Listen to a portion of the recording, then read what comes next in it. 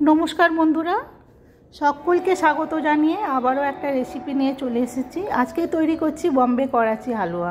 এই হালুয়াটা আমরা দোকান থেকে কিনে খাই, কিন্তু এটা বাড়িতে খুব সহজেই বানানো যায়।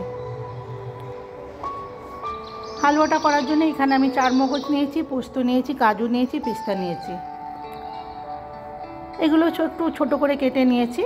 এবারে আমি গ্যাসের ওভেনটা জ্বালিয়ে একটা প্যান বসিয়েছি। প্যানটার মধ্যে আমি চারমগজ দিয়ে দিলাম, পোস্ত দিলাম আর কাজুটাও দিয়ে দেবো। এইগুলো হালকা একটু রোস্ট করে নিচ্ছি। এই দিকে করেছি কি, একটা প্যানের মধ্যে আমি 1 কাপ কর্নফ্লাওয়ার নিচ্ছি। এই হালুয়াটা ময়দা দিয়েও করে অনেকে, কিন্তু কর্নফ্লাওয়ারে ভালো হয়। 1 কাপ কর্নফ্লাওয়ারে আমি 2 কাপ জল দিচ্ছি, ভালো করে গুলিয়ে নিচ্ছি। এবার এইদিকে আমি গ্যাসের ওভেনটা জ্বালিয়ে একটা কড়া বসিয়ে দিয়েছি। কড়াটা গরম হলে তাতে আমি 1.5 কাপ পরিমাপ চিনি দিয়ে দিচ্ছি। এই কাপটাতে আমি সব কিছু মাপ করছি। এবারে এখানে 1 কাপ জল দিয়ে দিলাম।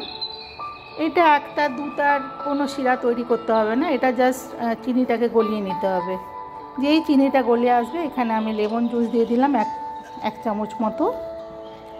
এখানে ঘিটা নিয়েছি, ঘিটা লাগবে। এবারে চিনিটা যেই গলে যাবে, এবারে আমি যে স্লারিটা তৈরি করেছিলাম কর্নফ্লাওয়ারের, সেটা অল্প অল্প করে দিচ্ছি। একেবারে দিয়ে দেওয়া যাবে না, বারে বারে দিতে হবে, নালে আবার তলা পাকিয়ে যেতে পারে। এভাবে আমি অল্প অল্প করে দিয়ে এটা নাড়তে হবে, মানে সমানে নাড়তে হবে আর ওটা দিতে থাকতে হবে, একবারে দিয়ে দেওয়া যাবে না। এইভাবে আমি নেড়ে নেড়ে মিশিয়ে নিচ্ছি, দলা পাকিয়ে না যায় সেটাই দেখতে হবে।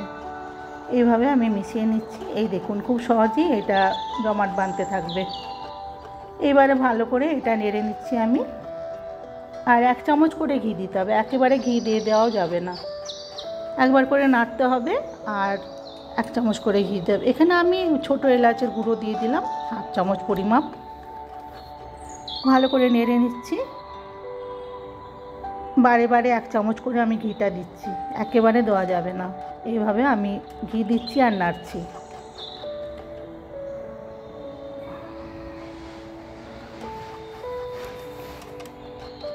সব কিছু এইভাবে ঘিটা দিয়ে ভালো করে মিশিয়ে নিতে হবে।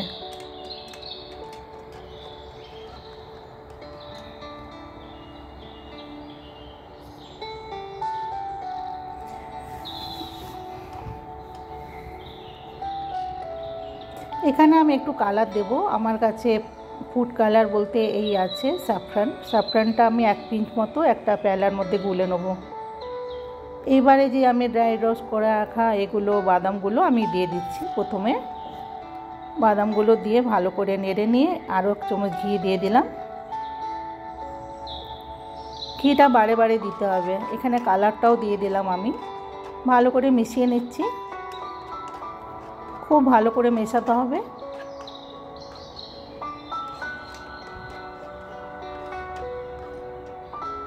একেবারে দোকানের মতোই হয় বন্ধুরা, আপনারা একবার হলেও এইভাবে তৈরি করে দেখবেন, খুবই টেস্টি হয়। এইভাবে মিশিয়ে ভালো করে খুন্তি দিয়ে দিয়ে নেড়ে নেড়ে নিতে হবে, ঘিটা যাতে সব দিকে ভালোভাবে মেখে যায়। এভাবে আমি করে নিয়েছি। এবার একটা প্লেটের মধ্যে ঘি একটু গ্রিস করে নিচ্ছি। এই প্লেটের মধ্যে আমি সেট করব হালুয়াটা। এইবারে হালুয়াটা আমি সঙ্গে সঙ্গে ঢেলে দিচ্ছি প্লেটের মধ্যে।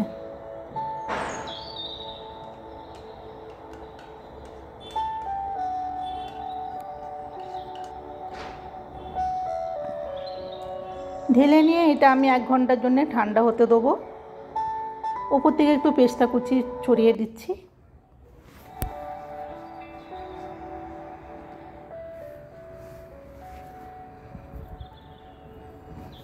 ভিডিও পছন্দ হলে অবশ্যই একটা লাইক দেবেন আর সাবস্ক্রাইব করে নিয়ে আমার পাশেই থাকবেন, ফলো করে নেবেন। কমেন্ট করবেন আমাকে কেমন হয়েছে আপনাদের কাছে। আমি সব প্লেটে তুলে নিলাম। খুবই ভালো হয়, আপনারা অবশ্যই ট্রাই করবেন আর আমাকে জানাবেন। সবাই সুস্থ থাকবেন, ভালো থাকবেন। আমি সব লিখে দিয়েছি, আপনারা একটু দেখে নেবেন। Thank you.